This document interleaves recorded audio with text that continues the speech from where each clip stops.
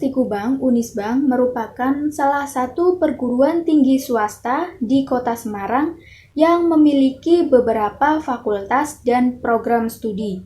Salah satunya adalah Fakultas Ekonomika dan Bisnis yang terdiri dari beberapa program studi antara lain S1 Akuntansi, S1 Manajemen, D3KP, dan PPAK.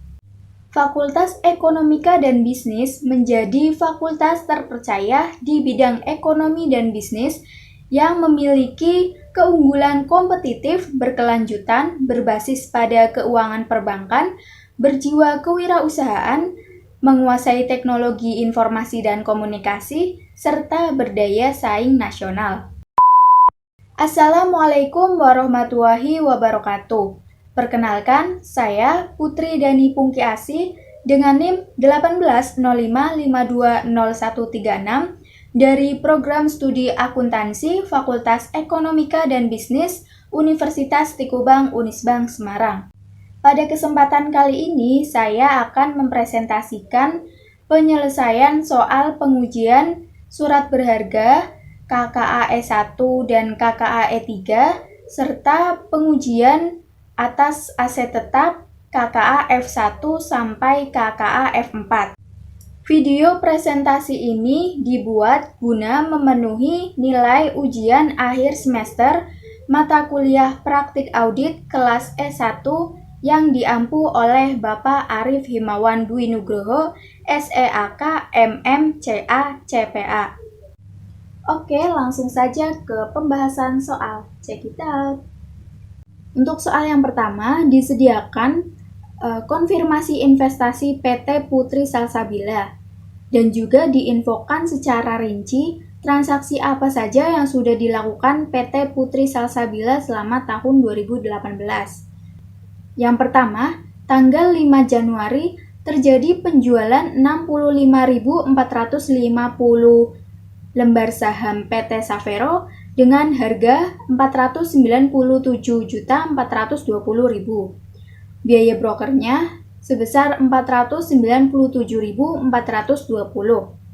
Tanggal 12 Januari terjadi pembelian 75.500 lembar saham PT Savero dengan harga Rp573.045.000 dan biaya broker sebesar Rp755.000. Tanggal 20 Januari terjadi pembelian sebanyak 95.250 lembar saham PT Savero dengan harga Rp727.710.000 dan biaya broker sebesar Rp952.500. Tanggal 6 Februari terjadi penjualan sebesar 158.950 lembar saham PT Savero dengan harga Rp1.215.967.500 dan biaya brokernya Rp1.215.968. Tanggal 6 Februari terjadi pembelian sebanyak 65.350 lembar saham PT Savero dengan harga Rp496.006.500 dan biaya broker sebesar Rp653.500. Kemudian tanggal 6 Maret terjadi pembelian 98.550 lembar saham PT Savero dengan harga Rp743.067.000 dan biaya brokernya sebesar Rp985.500.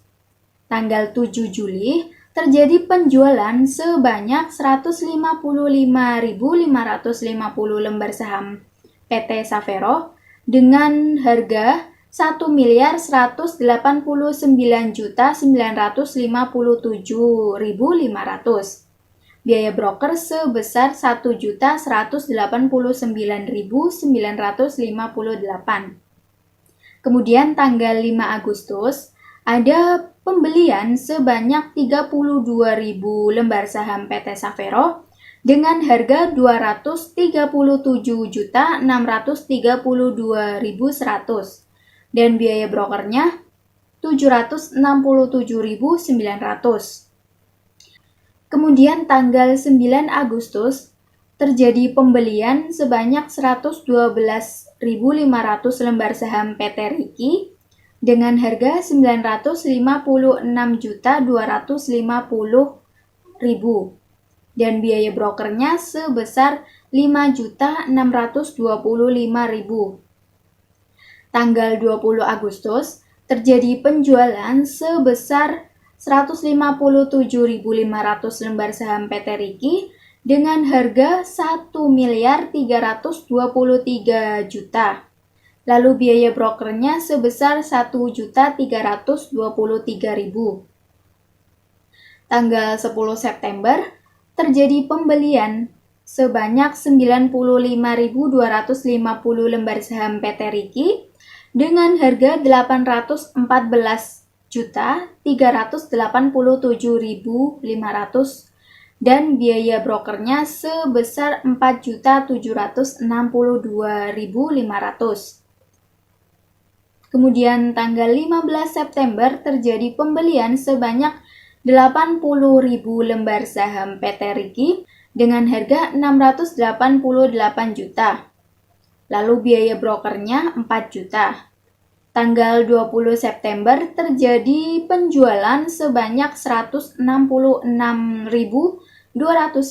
lembar saham PT Riki dengan harga 1.421.437.500. Biaya brokernya 1.421.438.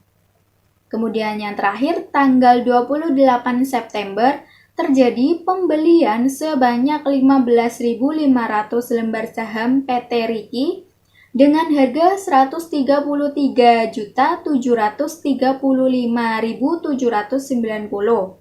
Biaya broker sebesar 339.210. Kemudian diinfokan bahwa nilai tercatat surat berharga yang dinilai pada nilai wajar melalui laba rugi tanggal 31 Desember 2017 adalah sebagai berikut. Untuk emiten PT Riki Tbk ada 75.000 lembar dengan biaya perolehan sebesar 615 juta. Lalu untuk PT Savero Tbk ada 115.300 lembar dengan biaya perolehan 876.280.000. Lalu pada tanggal 31 Desember 2018, nilai wajar saham PT Riki Rp7.600 per lembar dan saham PT Savero Rp8.400 per lembar. Nah, kemudian di sini soal yang diminta untuk kita kerjakan yaitu melakukan pengujian surat berharga yang dinilai pada nilai wajar melalui laba rugi di neraca tanggal 31 Desember 2018. Nah, untuk soal yang A ini sudah disediakan tabel yang harus kita isikan dan perhitungan untuk tabel tersebut harus kita lakukan. Untuk yang B, kita harus menyelesaikan kertas kerja audit keuntungan atau kerugian pelepasan surat berharga. Jadi yang B ini kita membuat KKA E3 dengan tabel yang sudah ada. Baik, sebelum kita mengisi kolom pada tabel KKA E1, terlebih dahulu kita harus melakukan perhitungan atas transaksi-transaksi yang sudah terjadi pada PT Savero dan PT Riki. Kita mulai dari transaksi PT Savero. Untuk saldo awal, kita dapatkan dari informasi nilai tercatat surat berharga pada tanggal 31 Desember 2017. Nah, di situ PT Savero tercatat ada 115.300 lembar. Dan Untuk biaya perolehannya ada sebesar 876.280.000. Nah, setelah kita mencatat saldo awal, kita harus menentukan harga per lembarnya. Untuk menentukan harga per lembar, kita harus membagikan biaya perolehan dengan lembar saham yang dimiliki, yaitu sebanyak 7.600 dari pembagian 876.280.000 dibagi 115.300 lembar. Setelah kita mencatat saldo awal, selanjutnya kita catat transaksi apa saja yang sudah terjadi pada PT Saveiro. Nah, untuk yang pertama itu ada penjualan sebanyak 65.450 lembar saham. Nah, di sini karena saldo awal kita harganya itu 7.600, maka untuk penjualan ini juga kita hargai sebanyak 7.600 per lembarnya. Lalu setelah itu dari 65.450 ini dikali dengan 7.600, maka akan ketemu 497.420.000. Ini adalah harga penjualan. Oke, setelah kita melakukan pencatatan penjualan, lalu kita tentukan ada berapa sisa lembar saham yang masih ada. Nah, saya lupa menjelaskan bahwa untuk menyelesaikan kertas kerja audit ini, kita menggunakan asumsi metode FIFO, yaitu first in, first out. Nah, untuk metode FIFO ini, karena sudah dijual sebanyak 65.450, maka sisanya ada 49.850, yaitu dari pengurangan 115.300 dari saldo awal itu dikurangi penjualan yang sudah terjadi, yaitu 65.450. Dan untuk harga per lembarnya masih sama, yaitu 7.600. Lalu, kita lihat transaksi apa lagi yang terjadi pada PT Saveiro. Di sini pada tanggal 12 Januari, ada pembelian sebanyak 75.500 lembar saham dengan harga 573.045.000. Nah, dari sini kita bisa tentukan harga per lembar sahamnya. Harga per lembar sahamnya yaitu 7.590 dari pembagian 573.045.000 dibagi 75.500. Lalu, tanggal 20 Januari ada juga pembelian sebanyak 95.250 lembar saham dengan harga 727.710.000. Nah, kita tentukan lagi berapa harga per lembarnya. Ada sebesar 7.640 per lembar saham. Selanjutnya apa? Selanjutnya tanggal 6 Februari terjadi penjualan saham sebanyak 158.950 lembar. Untuk menentukan berapa harga per lembar sahamnya, kita harus mengurangi dulu dari sisa saham ditambah dengan pembelian yang sudah dilakukan, lalu dikurangi dengan penjualan ini. Nah, untuk mudahnya kita tulis saja di samping lembar saham penjualan. Di sini kita tulis sisanya ada 49.850. Lalu terjadi pembelian sebanyak 75.500. Nah, dari sini kita kurangkan 158.950 dikurangi dengan 49.850, dikurangi lagi dengan 75.500, maka hasilnya 33.600. Nah, dari sinilah kita bisa menentukan berapa harga per lembar sahamnya. Kita catat dulu nih, dari 49.850 kan tadi harganya 7.600. Lalu pada pembelian 75.500, harganya 7.590. Nah, baru di sini penjualan di sini kan ada 33.600 ya. Maka kita ambil dari harga per lembar saham pembelian yang terakhir nih, 7.640. Nah, di sini kita bisa kalikan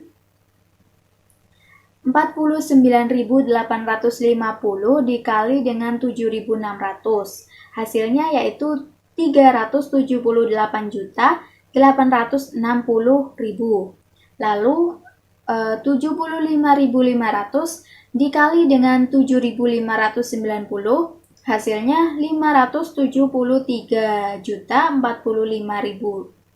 Lalu 33.600 dikali 7.640, hasilnya 256.704.000. Nah, selanjutnya kita jumlahkan dari harga jual tadi, 3 harga jual tadi, dan jumlahnya yaitu 1.208.609.000. Nah, setelah ada penjualan saham, tentunya kita punya sisa saham ya. Jadi sisa saham ini dihitung dari tadi sisa dan juga pembelian, kemudian dikurangi dengan penjualan yang sudah terjadi.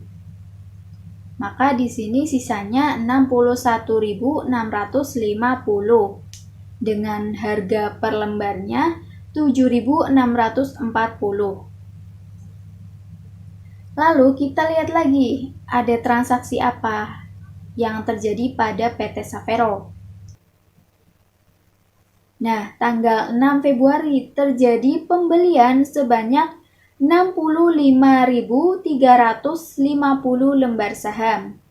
Kita tuliskan 65.350. Lalu kita tentukan berapa harga per lembarnya. Nah, kita lihat nih. Di tanggal 6 Februari itu harganya 496.006.500. Nah, angka ini dibagi dengan 65.350 menghasilkan 7.590. Nah, lalu ada transaksi pembelian apa lagi nih? Tanggal 6 Maret ada transaksi pembelian 98.550 lembar saham dengan harga 743.067.000. Kita catat 98.550, dan untuk penentuan harga per lembarnya seperti biasa, harga dibagi dengan lembar sahamnya. Oke, lalu ada penjualan lagi pada 7 Juli sebanyak 155.550 lembar saham. Nah, seperti perhitungan yang di atas, kita tulis sisanya, lalu pembelian yang terjadi, kemudian dari penjualan dikurangi sisa, dikurangi pembelian, hasilnya 28.550. Nah, kita masukkan nih harga per lembarnya. Oke, harga per lembarnya 7.640 pada sisa 61.650 lembar. Kemudian pada pembelian 65.350 itu harga per lembarnya 7.590. Lalu nih pada penjualan yang sudah dikurangi tadi sebesar 28.550, ada harga per lembarnya 7.540. Dikalikan lalu ditambah hasilnya 1.182.279.500. Nah, sisanya yaitu 70.000 dari pengurangan tadi 61.650 ditambah pembelian, kemudian dikurangi dengan penjualan. Nah, di sini untuk harga per lembar sahamnya masih menggunakan 7.540. Kemudian transaksi apa lagi yang terjadi? Pada tanggal 5 Agustus terjadi pembelian sebanyak 32.000 lembar saham. Nah, kita catat 32.000 lembar saham. Lalu, berapa harganya? Harganya yaitu 237.632.100. Nah, dari harga ini dibagi dengan 32.000 menghasilkan 7.426. Inilah harga per lembar sahamnya. Lalu kita tentukan saldo akhirnya. Saldo akhir kita dapatkan dari sisa tadi 70.000 ditambah pembelian, yaitu 32.000. Jadi saldo akhirnya sebanyak 102.000. Lalu untuk total harga pelepasan atau penjualan ada sebesar 2.888.308.500. Selanjutnya kita akan menghitung total harga pembelian yang sudah dilakukan. Nah, untuk cara menghitungnya yaitu kita tuliskan berapa lembar saham yang sudah dibeli, kemudian harga belinya berapa, biaya brokernya berapa, lalu kita tentukan biaya perolehan. Nah, untuk pembelian yang pertama itu sebanyak 75.500 lembar saham. Harga belinya 573.045.000. Lalu biaya broker 755.000. Kita tentukan biaya perolehannya dengan cara menjumlahkan harga beli ditambah dengan biaya broker. Maka hasilnya 573.800.000. Untuk pembelian lembar saham sebanyak 95.250 dengan harga beli 727.710.000 dan biaya brokernya 952.500, didapatkan biaya perolehan sebesar 728.662.500. Selanjutnya, pembelian 65.350 lembar saham dengan harga beli 496.006.500 dengan biaya broker sebesar 653.500, didapatkan biaya perolehan sebesar 496.000, didapatkan biaya perolehan sebesar 496.660.000. Nah, selanjutnya untuk pembelian sebanyak 98.550 lembar saham dengan harga beli 743.067.000 dan biaya broker sebesar 985.500, biaya perolehannya ada sebesar 744.052.500. Dan untuk pembelian yang terakhir ini sebesar 32.000 lembar saham dengan harga beli 237.632.100 dan biaya broker sebesar 767.900, maka biaya perolehannya sebesar 238.400.000. Nah, dari sini kita jumlahkan harga belinya, maka akan ketemu total harga pembelian. Nah, untuk total harga pembeliannya ada sebesar 2.777.460.600. Setelah kita menghitung transaksi penjualan atau transaksi pembelian PT Savero, selanjutnya kita masukkan perhitungan yang sudah kita lakukan ke dalam KKA E1. Nah, di sini ada tabel dengan kolom jumlah lembar.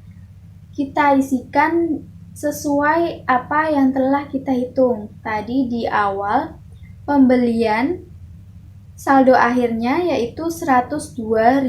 Maka kita masukkan di jumlah lembar yaitu 102.000. Lalu untuk saldo 31 Desember 2017 atau saldo awalnya kita ambil dari informasi nilai tercatat surat berharga. Nah, untuk PT Savero ini saldo awalnya sebesar 876.280.000. Lalu transaksi pembelian dan pelepasan atau penjualannya. Untuk transaksi pembelian kita ambil dari perhitungan yang sudah kita lakukan pada total harga pembelian, yaitu sebesar 2.077.460.600. Dan untuk pelepasan atau penjualan kita ambil dari penyelesaian perhitungan yang sudah kita lakukan, yaitu di total harga pelepasan sebesar 2.888.308.500. Saldo 31 Desember 2018 atau saldo akhir kita dapatkan dari penjumlahan saldo awal dengan pembelian lalu dikurangi dengan pelepasan atau penjualan.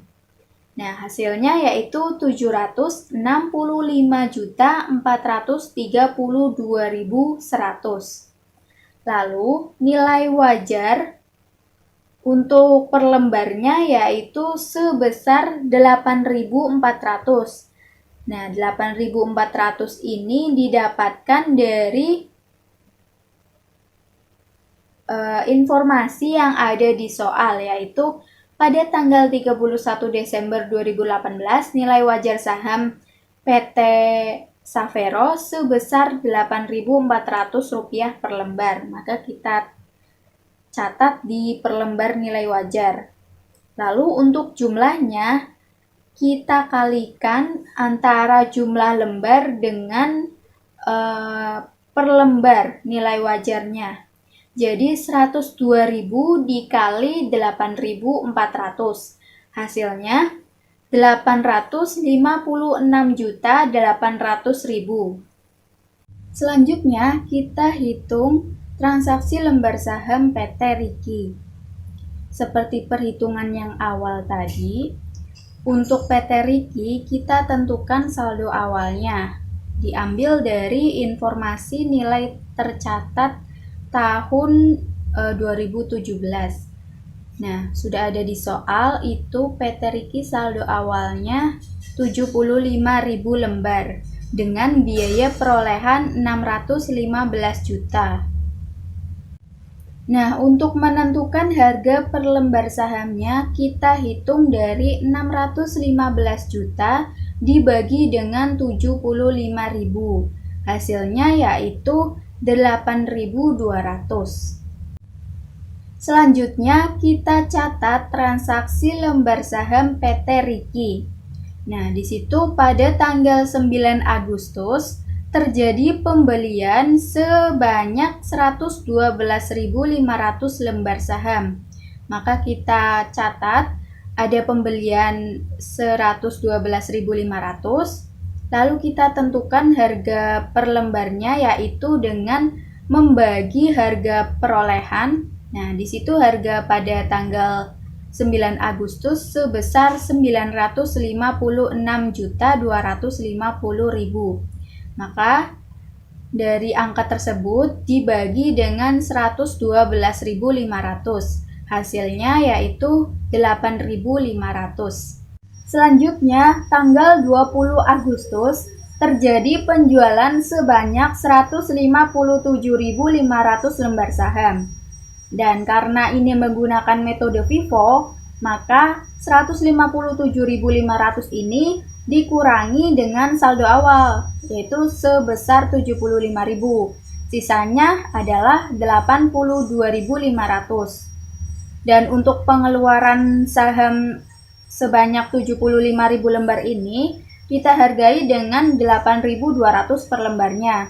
Lalu untuk sisa 82.500 lembar saham, kita hargai dengan 8.500 per lembarnya.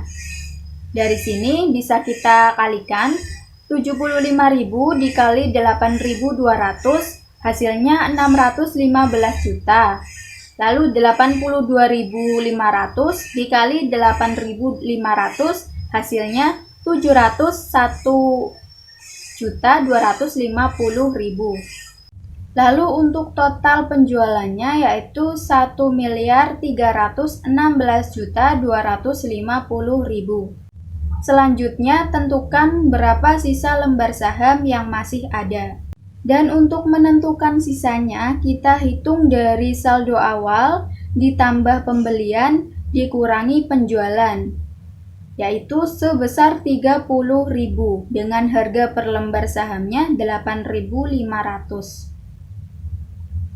Selanjutnya ada transaksi pembelian pada tanggal 10 September sebanyak 95.250 lembar dengan harga 814.387.500. Dan untuk harga per lembarnya yaitu 8.550. Lalu pada tanggal 15 September terjadi pembelian lagi sebanyak 80.000 lembar saham dengan harga 688 juta. Maka harga per lembarnya adalah 8.600. Selanjutnya tanggal 20 September terjadi penjualan sebanyak 166.250 lembar saham. Dan untuk menentukan harga per lembarnya, kita hitung dulu dari 166.250 dikurangi dari sisa lembar sahamnya, yaitu 30.000. Lalu dikurangi dari pembelian, yaitu 95.250. Hasilnya adalah 41.000. Dari sini kita bisa menentukan harga per lembarnya. Untuk pengeluaran sebanyak 30.000 lembar saham kita hargai dengan 8.500 per lembarnya. Hasilnya yaitu 255 juta. Lalu untuk pengeluaran sebanyak 95.250 lembar kita hargai dengan 8.550 per lembarnya. Hasilnya 814.387.500. Lalu untuk pengeluaran yang terakhir itu sebanyak 41.000, kita hargai dengan 8.600 per lembar. Hasilnya 352.600.000. Nah, lalu kita jumlahkan semuanya. Jadi total penjualan ini sebesar 1.041.987.500. Lalu sisa lembar saham ada sebanyak 39.000 dengan harga per lembar sahamnya 8.600. Selanjutnya pada tanggal 28 September terjadi pembelian sebanyak 15.500 lembar saham dengan harga 133.735.790. Maka harga per lembarnya yaitu 8.628. Kemudian saldo akhir kita hitung dari sisa lembar saham ditambah dengan pembelian. Jadi 39.000 ditambah 15.500 hasilnya 54.500. Lalu untuk total atau jumlah penjualan yang sudah terjadi ada sebesar 2.738.237.500. Kemudian, seperti halnya perhitungan pembelian saham PT Savero, untuk PT Riki juga kita hitung berapa sajakah lembar saham yang dibeli. Untuk yang pertama ada sebanyak 112.500 lembar saham dengan harga beli sebesar 956.250.000. Lalu biaya brokernya 5.625.000. Maka bisa kita tentukan biaya perolehannya yaitu 961.875.000. Yang kedua, ada pembelian sebanyak 95.250 lembar saham dengan harga beli 814.387.500. Biaya brokernya sebesar 4.762.500. Maka biaya perolehannya sebesar 819.150.000. Untuk pembelian yang ketiga ada sebanyak 80.000 lembar saham dengan harga beli 688 juta. Lalu biaya brokernya sebesar 4 juta. Maka biaya perolehannya adalah 692 juta. Untuk pembelian yang terakhir ada sebanyak 15.500 lembar saham dengan harga beli 133.735.790 dengan biaya broker 339.210. Maka biaya perolehannya adalah 134.075.000. Dari sini kita jumlahkan harga beli menjadi 2.592.373.290. Setelah kita melakukan perhitungan, selanjutnya kita masukkan perhitungan yang telah kita lakukan ke tabel KKA E1. Dan untuk PT Riki Tbk, jumlah lembar saham yang sudah kita hitung ada sebanyak 54.500 lembar saham. Lalu saldo pada 31 Desember 2017 ada sebesar 615 juta. Lalu untuk transaksinya, transaksi pembelian yang sudah kita hitung tadi ada sebesar 2.592.373.290. Untuk transaksi pelepasan atau penjualan ada sebesar 2.738.237.500. Lalu untuk saldo 31 Desember 2018 ada sebesar 469.135.790.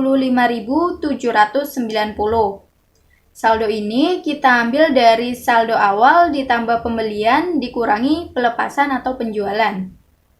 Dan pada nilai wajar seperti yang tertera pada soal, nilai wajar PT Riki per lembarnya adalah 7.600. Nah, dari sini kita jumlahkan. Kolom jumlah lembar ada sebanyak 54.500 dikalikan dengan per lembar saham yaitu 7.600 menghasilkan 414.200.000. Setelah semuanya lengkap, kita totalkan atau kita jumlahkan saldo awal PT Savero dan PT Riki. Di sini saldo awalnya yaitu 1.491.280.000. Lalu saldo akhirnya adalah 1.234.567.890. Dan untuk jumlah nilai wajar ada sebesar 1.271.000.000. Oke, kita lanjut ke penyusunan KKA E3 yaitu laba rugi pelepasan atau penjualan surat berharga PT Putri Salsabila pada 31 Desember 2018. Untuk pengisian KKA E3 ada kolom tanggal, emiten, jumlah saham, biaya perolehan, penerimaan kas, dan laba rugi. Untuk biaya perolehan kita dapatkan dari harga pelepasan atau harga penjualan yang sudah kita hitung sebelumnya. Lalu untuk penerimaan kas, kita hitung dari harga dikurangi brokerage fee. Dan untuk laba atau rugi, kita hitung dari penerimaan kas dikurangi biaya perolehan. Yang pertama, transaksi pelepasan atau penjualan surat berharga pada tanggal 5 Januari 2018, emiten PT Savero dengan jumlah saham sebanyak 65.450, biaya perolehan sebesar 497.420.000, lalu penerimaan kas 496.922.580, mendapatkan rugi sebesar 497.420. Lalu, transaksi pelepasan atau penjualan pada tanggal 6 Februari 2018, emiten PT Savero dengan jumlah saham 158.950, biaya perolehan sebesar 1.208.609.000. Penerimaan kas sebesar 1.214.751.532. Nah, untuk keuntungannya ada sebesar 6.142.532. Pada tanggal 7 Juli 2018, menjual atau melepas surat berharga emiten PT Savero dengan jumlah saham 155.550, biaya perolehan sebesar 1.182.279.500, penerimaan kas sebesar 1.188.767.542, mendapatkan laba sebesar 6.488.042. Lalu pada tanggal 20 Agustus 2018, melepas atau menjual surat berharga emiten PT Riki dengan jumlah saham 157.500, biaya perolehan sebesar 1.316.250.000, penerimaan kas sebesar 1.321.677.000, mendapatkan laba sebesar 5.427.000. Dan untuk transaksi pelepasan atau penjualan pada tanggal 20 September 2018, emiten PT Riki dengan jumlah saham 166.250, biaya perolehan sebesar 1.421.987.500, penerimaan kas sebesar 1.420.016.062, mendapatkan kerugian sebesar 1.971.438. Selanjutnya, kita beralih ke soal yang kedua, menghitung KKA F1, KKA F2, KKA F3, dan KKA F4, yaitu pengujian atas aset tetap. Pada soal 2 ini, diketahui PT Salsabila Putri mencatat beban depresiasi tahun 2018 sebesar Rp309.908.647 dan diinformasikan ada tambahan aset tetap selama tahun 2018. Pada tanggal 26 Maret, ada pembelian dan pemasangan mesin lift di kantor pusat dengan biaya perolehan sebesar Rp208.352.960. Lalu tanggal 27 Juni ada tambahan forklift 25 feet tipe X dengan biaya perolehan sebesar Rp71.653.200 Tanggal 28 Juni ada tambahan 5 sepeda motor Hyper tipe 125 dengan biaya perolehan Rp69.450. Tanggal 29 Juni ada tambahan 2 unit CPU server Big Data dengan biaya perolehan Rp22.222.200.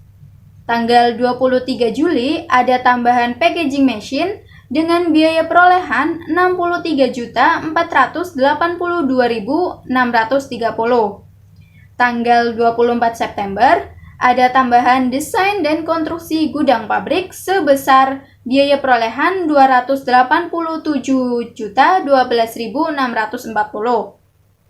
Tanggal 25 September ada pembelian mobil Derek Citra seri 2 tahun 2000 dengan biaya perolehan Rp75.302.400. Tanggal 27 September ada 4 AC Darian 2 PK dengan biaya perolehan Rp8.220.000. Kemudian ada informasi penjualan atau penghentian aset tetap selama tahun 2018, yaitu sebagai berikut. Tanggal 30 Maret ada stempel mesin, biaya perolehan Rp23.132.550, akumulasi depresiasi Rp21.443.020, kas yang diterima Rp2.924.097. Tanggal 30 Januari, tanggal 30 Juni, rumah dinas di Gunung Pati dengan biaya perolehan Rp474.690.360 dengan akumulasi depresiasi Rp457.796.125, kas yang diterima Rp893.377.445. Tanggal 29 Mei, Mebel dengan biaya perolehan Rp9.687.000, akumulasi depresiasi Rp9.187.000 dan kas yang diterima Rp456.790. Tanggal 25 September, 4 AC Adiwarna dengan biaya perolehan Rp13.151.200, akumulasi depresiasi Rp12.651.200 dan kas yang diterima Rp956.789. Selanjutnya, ada informasi nilai tercatat aset tetap tanggal 31 Desember 2017 di kertas kerja tahun sebelumnya. Untuk jenis aset tetap tanah, biaya perolehan sebesar Rp78.519.603, akumulasi depresiasinya 0. Lalu, untuk jenis aset tetap bangunan, biaya perolehannya adalah Rp2.877.260 dengan akumulasi depresiasi sebesar Rp1.582.336.517. Untuk aset tetap mesin dan peralatan, biaya perolehan sebesar Rp436.655.175. Untuk akumulasi depresiasinya Rp364.268.809. Aset tetap kendaraan, biaya perolehannya Rp209.096.305. Akumulasi depresiasi sebesar Rp160.226.987. Dan untuk aset tetap peralatan kantor, biaya perolehan sebesar Rp222.838.200. Untuk akumulasi depresiasi sebesar Rp300.072.043. Kemudian diketahui metode akuntansi yang digunakan adalah garis lurus. Dengan gedung tarifnya 5% per tahun. Lalu mesin dan peralatan tarifnya 24%.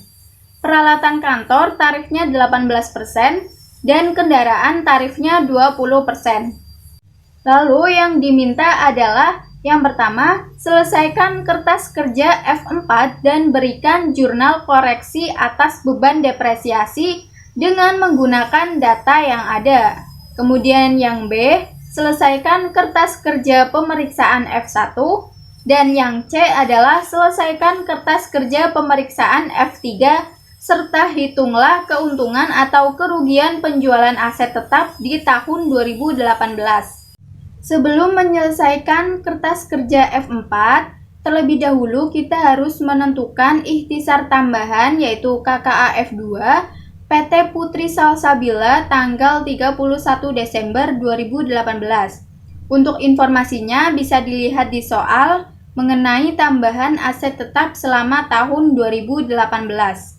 Pada tanggal 26 Maret 2018, pembelian dan pemasangan mesin lift di kantor pusat dengan biaya perolehan Rp208.352.960 termasuk ke dalam jenis aset tetap bangunan.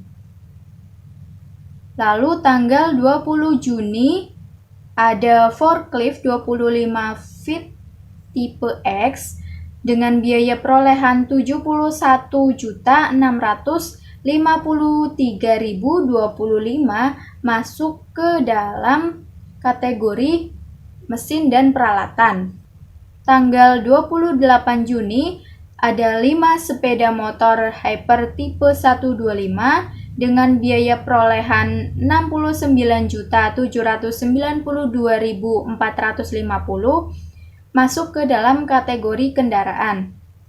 Tanggal 29 Juni ada 2 unit CPU server Big Data dengan biaya perolehan Rp22.222.200 termasuk ke dalam kategori peralatan kantor. Tanggal 23 Juli ada packaging machine dengan biaya perolehan Rp63.482.630 termasuk ke dalam kategori mesin dan peralatan.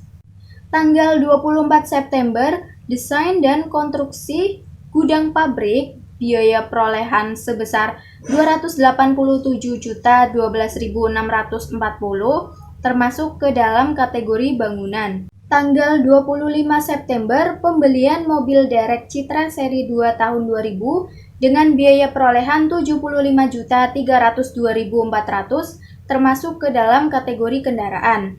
Dan tanggal 27 September, 4 AC Darian 2 PK dengan biaya perolehan Rp8.220.000 termasuk ke dalam kategori peralatan kantor. Jumlah tambahan kategori bangunan ada sebesar Rp495.365.600. Jumlah mesin dan peralatan ada sebesar Rp135.135.655. Untuk jenis kendaraan ada sebesar Rp145.094.850. Dan untuk jenis peralatan kantor jumlahnya sebesar Rp30.442.200. Selanjutnya kita hitung tarif depresiasi masing-masing jenis aset tetap. Yang pertama, mesin dan peralatan. Ini ada tambahan tanggal 27 Juni. Perhitungannya adalah 24%. 24% adalah tarif dari mesin dan peralatan. Kemudian dibagi dengan 12 bulan, lalu dikali 6 bulan. 6 bulan dari 27 Juni sampai 31 Desember. Hasilnya yaitu 12%. Lalu tambahan pada tanggal 23 Juli, cara perhitungannya 24% dibagi 12 dikali 5 bulan, sama dengan 10%. Nah, untuk mesin dan peralatan ini tidak ada penghentian, maka tidak perlu kita hitung. Untuk jenis aset tetap yang kedua, bangunan, tambahan pada tanggal 26 Maret, kita hitung tarifnya 5% dibagi 12 dikali 9 bulan. Hasilnya 3,75%. Lalu, tambahan pada 24 September perhitungannya adalah 5% dibagi 12 dikali 3 bulan, sama dengan 1,25%. Nah, untuk bangunan ini ada penghentian pada tanggal 30 Juni, maka perhitungannya adalah 5% dibagi 12 dikali 6 bulan, sama dengan 2,5%.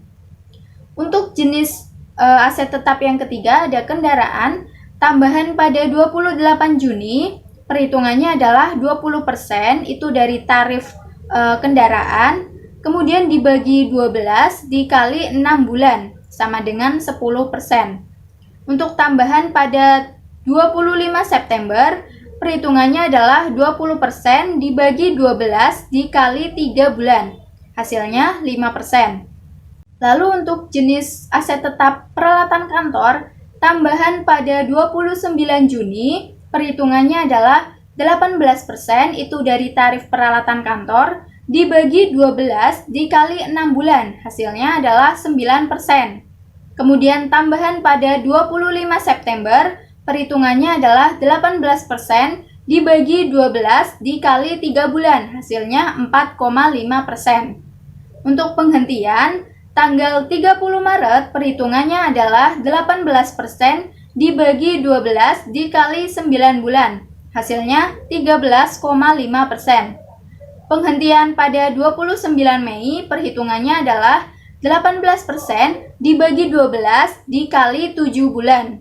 Hasilnya 10,5%.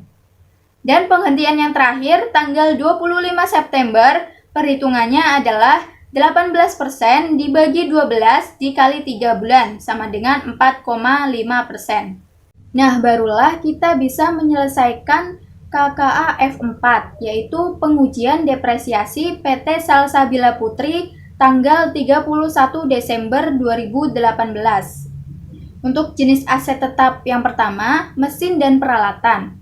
Nah, kita catat dulu depresiasi diambil dari informasi nilai tercatat aset tetap tanggal 31 Desember 2017 pada kolom biaya perolehan. Di situ tercatat mesin dan peralatan biaya perolehannya adalah 434.655.175. Untuk tarifnya adalah 24%. Dan depresiasi tahun 2018 diambil dari perkalian harga perolehan dikali tarif. Hasilnya 104.317.242. Kemudian tambahan pada tanggal 27 Juni, harga perolehannya seperti yang ada pada KKA F2 yang telah kita susun sebesar 71.653.025. Tarifnya seperti yang kita hitung sebelumnya adalah 12%. Maka depresiasi tahun 2018 sebesar 8.598.363. Tambahan pada tanggal 23 Juli dengan harga perolehan 63.482.630, tarifnya adalah 10% sesuai yang telah kita hitung sebelumnya, dan depresiasinya sebesar 6.348.263. Dan karena tidak ada penghentian, maka jumlah depresiasi mesin dan peralatan tahun 2018 adalah sebesar 119.263.868. Untuk jenis aset tetap yang kedua adalah bangunan. Depresiasi dengan harga perolehan sebesar 2.299.877.260. Tarifnya adalah 5% dan depresiasi tahun 2018-nya adalah 110.493.863. Tambahan pada 26 Maret dengan harga perolehan 208.352.960, tarifnya 3,75%. Depresiasi tahun 2018 sebesar 7.813.236. Lalu tambahan pada tanggal 24 September dengan harga perolehannya Rp287.012.640. Tarifnya adalah 1,25%. Dan depresiasi tahun 2018 adalah Rp3.587.658. Nah, pada jenis aset tetap ini terjadi penghentian pada tanggal 30 Juni dengan harga perolehannya Rp474.690.360. Tarifnya 2,5%. Depresiasi tahun 2018 sebesar Rp11.867.259. Maka jumlah depresiasi tahun 2018-nya adalah Rp110.027.498. Dari penjumlahan depresiasi dan tambahan lalu dikurangi penghentian. Untuk jenis aset tetap yang ketiga adalah tanah, depresiasi sebesar Rp7.519.603. Tarifnya 0%, maka depresiasi tahun 2018-nya 0. Nah, untuk jenis aset tetap tanah ini tidak ada tambahan ataupun penghentian, maka jumlahnya adalah 0.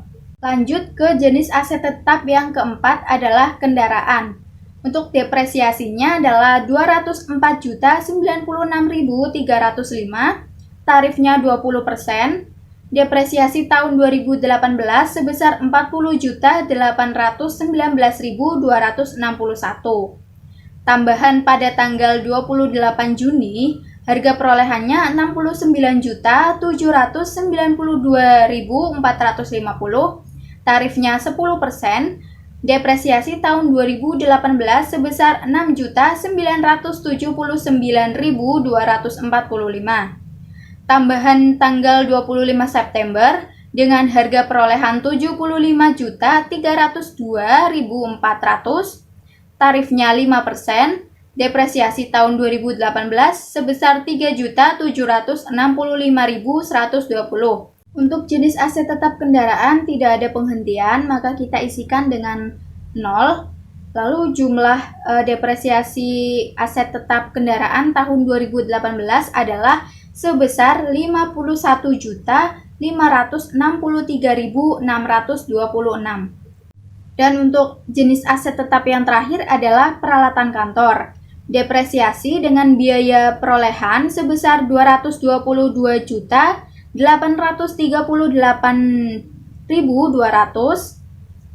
tarif sebesar 18%. Depresiasi tahun 2018 adalah Rp40.110.876. Tambahan pada tanggal 29 Juni, harga perolehannya sebesar Rp22.222.200, tarifnya 9%. Depresiasi tahun 2018 Rp1.999.998. Tambahan pada 25 September, harga perolehannya Rp8.220.000. Tarifnya 4,5%. Depresiasi tahun 2018 sebesar Rp369.900. Penghentian pada 30 Maret, harga perolehannya Rp23.132.550. Tarifnya 13,5%. Dan depresiasi tahun 2018 sebesar Rp3.122.894. Untuk penghentian tanggal 29 Mei dengan harga perolehan Rp9.687.000, tarifnya 10,5%. Depresiasi tahun 2018 sebesar Rp1.017.135. Penghentian pada 25 September dengan harga perolehan Rp13.151.200, tarifnya 4,5%. Depresiasi tahun 2018-nya sebesar Rp591.804. Maka jumlah depresiasi tahun 2018 untuk jenis aset tetap peralatan kantor adalah sebesar Rp37.748.941. Selanjutnya, totalkan semua jumlah dari setiap aset tetap. Di sini totalnya adalah 318.603.933. Oke, karena kita diminta untuk memberikan jurnal koreksi atas beban depresiasi, maka sebelumnya kita hitung dulu selisih antara beban depresiasi perhitungan klien dan beban depresiasi perhitungan auditor. Pada awal soal, diketahui beban depresiasi yang dicatat klien sebesar 309.908.647. Sedangkan beban depresiasi yang telah dihitung oleh auditor tadi seperti yang sudah kita lakukan adalah sebesar 318.603.933. Maka selisihnya adalah 8.695.286. Dari sini kita bisa membuat jurnal koreksi atas beban depresiasi pada 31 Desember 2018. Jurnalnya adalah akumulasi depresiasi di debit sebesar 8.695.286. Lalu beban depresiasi di kredit sebesar 8.695.286.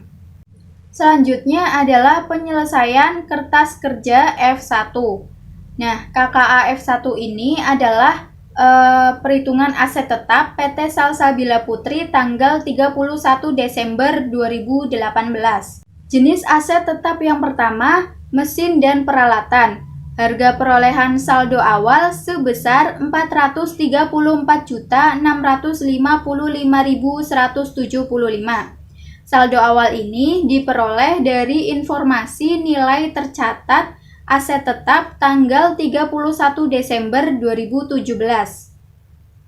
Selanjutnya adalah harga perolehan tambahan. Untuk tambahan mesin dan peralatan sebesar 135.655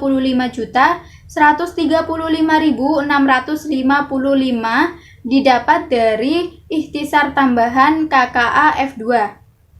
Dan untuk penggantian mesin dan peralatan tidak ada, maka saldo akhir sebesar 569.790.830. Saldo akhir dihitung dari penjumlahan saldo awal dengan tambahan. Untuk depresiasi, tarif, metode, dan umur aset diisi dengan 24% sesuai yang tertera di soal. Dan untuk akumulasi depresiasi, saldo awalnya sebesar 364.268.809. Diambil dari informasi nilai tercatat aset tetap tanggal 31 Desember 2017 pada kolom akumulasi depresiasi. Untuk akumulasi depresiasi biaya tambahan sebesar 119.263.868 diambil dari perhitungan pengujian depresiasi KKA F4. Penghentiannya 0, maka saldo akhir sebesar 483.532.677. Selanjutnya, untuk jenis aset tetap bangunan, harga perolehan saldo awal adalah 2.209.877.260. Tambahannya sebesar 495.365.600. Lalu ada penghentian sebesar 474.690.360. Diperoleh dari informasi penjualan atau penghentian aset tetap selama tahun 2018. Tepatnya itu pada tanggal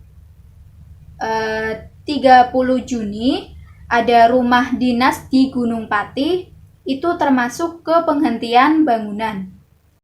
Saldo akhir sebesar 2.230.552.500 diperoleh dari penjumlahan saldo awal dengan tambahan dikurangi penghentian. Untuk tarif depresiasi, metode, dan umur aset yang tertera pada soal adalah 5%. Untuk akumulasi depresiasi, saldo awal sebesar 1.582.336.517. Biaya tambahan sebesar 121.894.757. Penghentian sebesar 11.867.259 itu diperoleh dari pengujian depresiasi KKA F4. Maka dari itu saldo akhirnya sebesar 1.692.364.015. Jenis aset tetap berikutnya adalah tanah. Harga perolehan saldo awal sebesar 78.519.603. Tambahan penghentiannya 0. Kemudian saldo akhirnya sama, yaitu 78.519.603. Karena tarif depresiasinya 0, maka akumulasi depresiasinya adalah 0. Jenis aset tetap berikutnya adalah kendaraan. Harga perolehan saldo awal sebesar 204.096.305, tambahan sebesar 145.094.850, penghentiannya 0, dan saldo akhirnya adalah 349.191.155. Depresiasi, tarif, metode, dan umur asetnya adalah 20%. Maka akumulasi depresiasi pada saldo awal sebesar 160.226.987. Biaya tambahan akumulasi depresiasi sebesar 51.563.626. Penghentiannya 0. Dan total saldo akhir sebesar 211.790.613. Untuk jenis aset tetap yang terakhir adalah peralatan kantor. Harga perolehan saldo awal sebesar 222.838.200 dengan tambahan sebesar 30.442.200, penghentian sebesar 45.970.750, maka saldo akhir sebesar 207.309.650. Depresiasi, tarif, metode, dan umur asetnya adalah 18%. Akumulasi depresiasi pada saldo awal sebesar 300.072.043, biaya tambahan sebesar 42.480.774, kemudian penggantiannya 4.731.833. Saldo akhirnya sebesar 337.820.984. Kemudian total dari harga perolehan saldo awal untuk keseluruhan aset tetap sebesar 3.149.986.543. Untuk harga perolehan tambahan sebesar 806.038.305. Untuk penghentiannya sebesar 520.661.110. Total saldo akhir sebesar 3.435.363.738. Lalu total akumulasi depresiasi saldo awal sebesar 2.409.904.356. Biaya tambahan sebesar 335.203.025. Penghentian sebesar 16.599.092. Lalu total saldo akhir dari akumulasi depresiasi adalah 2.755.508.289. Selanjutnya adalah menyelesaikan KKA F3, yaitu penghentian aset tetap PT Salsabila Putri tanggal 31 Desember 2018. Untuk jenis aset stempel mesin, Tanggal dihentikan pada 30 Maret dengan harga perolehan 23.132.550 diperoleh dari informasi pada soal, dan akumulasi depresiasi sebesar 21.443.020 juga diperoleh dari informasi di soal.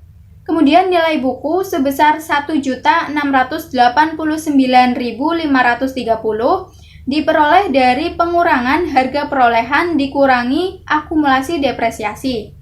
Kemudian kas yang diterima sesuai dengan yang tertera di soal sebesar 2.924.097. Maka atas penghentian aset tetap stempel mesin diperoleh laba sebesar 1.234.567. Nah, ini diperoleh dari kas yang diterima dikurangi dengan nilai buku. Jenis aset yang kedua adalah rumah dinas di Gunung Pati. Tanggal dihentikan pada 30 Juni dengan harga perolehan 474.690.360. Akumulasi depresiasi sebesar 457.796.125. Nilai buku sebesar 16.894.235. Kas yang diterima yaitu sebesar 893.377.445. Diperoleh laba sebesar 876.483.210. Untuk jenis aset yang ketiga, mebel, tanggal dihentikan pada 29 Mei dengan harga perolehan sebesar 9.687.000, akumulasi depresiasi sebesar 9.170.000, nilai buku sebesar 500.000, kas yang diterima sebesar 456.790, maka mendapatkan rugi sebesar 43.210. Kemudian jenis aset yang terakhir adalah 4 AC Adiwarna. Tanggal dihentikan 25 September dengan harga perolehan 13.151.200. Akumulasi depresiasi sebesar 12.651.200. Nilai buku sebesar 500.000. Kas yang diterima sebesar 956.789. Maka mendapatkan laba sebesar 456.789. Sekian pembahasan soal pengujian surat berharga dan pengujian aset tetap yang dapat saya sampaikan. Kurang dan lebihnya mohon maaf. Semoga video ini dapat memberikan manfaat bagi kita semua. Tetap semangat untuk terus berusaha, karena dengan usaha dan doa yang maksimal akan mendatangkan hasil yang maksimal pula. Jika kesuksesan belum menghampiri kamu, tetaplah optimis dan teruslah bermimpi, karena hidup bukan untuk saling mendahului. Stay safe, stay healthy. Wassalamualaikum warahmatullahi wabarakatuh.